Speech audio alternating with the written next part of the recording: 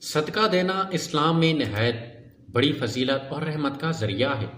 قرآن و حدیث میں اس کی کئی بار ترغیب دی گئی کہ دل کو پاک کرتا ہے، گناہوں کو کم کرتا ہے اور دنیا و آخرت میں برکت لاتا ہے۔ ایک چیز چاہے وہ چھوٹی ہو، صدقہ کے طور پر دینا ہر قسم کی مصیبت سے حفاظت اور مشکلات کو دور کرنے کا سبب بن سکتا ہے۔ صدقہ کی اہمیت کا ایک پہلو یہ ہے کہ اللہ کی رضا کے حصول اور رزق میں برکت کے لیے ذریعہ بنتا ہے۔ جب انسان کسی ضرورت مند کو مال، کھانا، کپڑا یا کوئی دوسرا سامان دیتا ہے تو اللہ اس کے لیے مشکلات آسان کر دیتا ہے، بیماریوں اور فقیر و غربت سے بچاتا ہے اور گھر میں سکون اور رحمت نازل کرتا ہے۔ حدیث میں آیا ہے، صدقہ موت کے وقت آفات اور مصیبتوں کو دور کرتا ہے۔